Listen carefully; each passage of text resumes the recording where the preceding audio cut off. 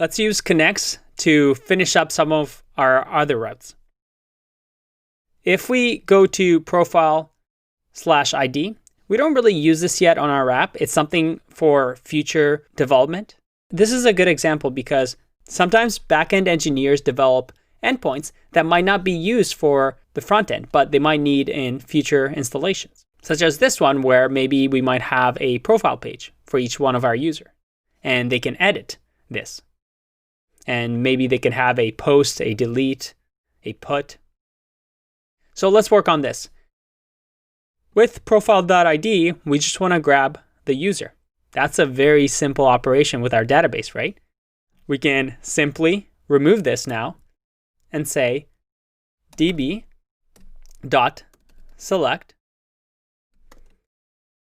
everything, because we want everything from the users table from the users table. Seems a little too easy, right? Let's see if that works. I'll do a dot then. We'll return the user. And let's just console.log, again, just to test everything out. We'll console log user.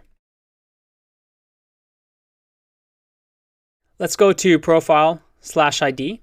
And remember, if we go back to our database, we have ID 1236. So let's just do ID 1.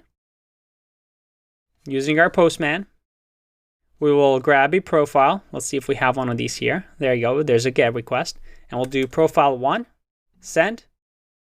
And if we go back to the console, all right, we're getting all our users.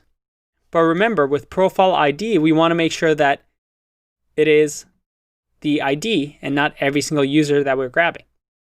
So we can simply say dot where, and within the where clause, if we go back to connects, and I want to demonstrate to you here that this is what a developer does. They don't know every single spec of a library or a package. You simply get really good at reading documentation and seeing what you need, such as here, where, and we pass in an object of what we want to check against.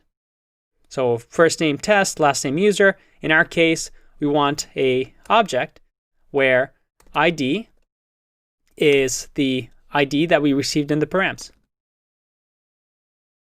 If we save and run this again through Postgres, go back to our example, and look at that. We have an. And we want to grab the array of the user, so we can just do, and we can just do 0. Amazing. Just to keep this short, again, with the ES6, we can do just this, because both the ID, the property, and the value are the same. I'm going to save. And now, instead of console logging, we'll do response.json. User. I'll be the user that we get.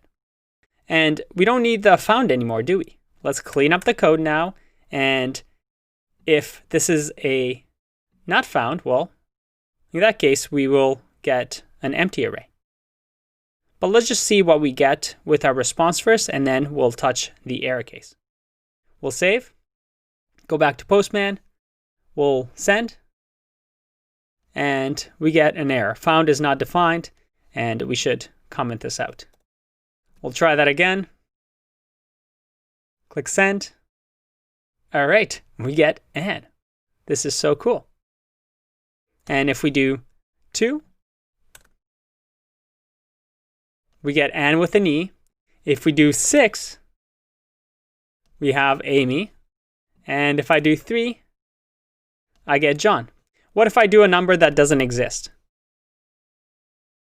I get 200 OK with no response because, well, we don't have that user. But let's just console log and see if we get back a user from this. If I save and send, I get an empty array. So it's still returning something. It just tells me that there's no user. If I do a dot catch here, let me just fix the alignment here.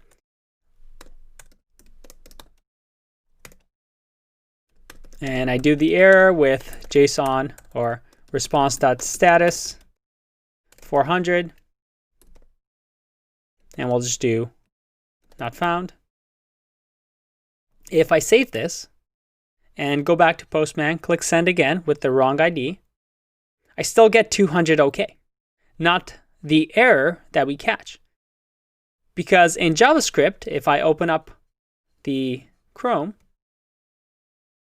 again, trick of JavaScript, if I do Boolean array, an empty array, it's technically true.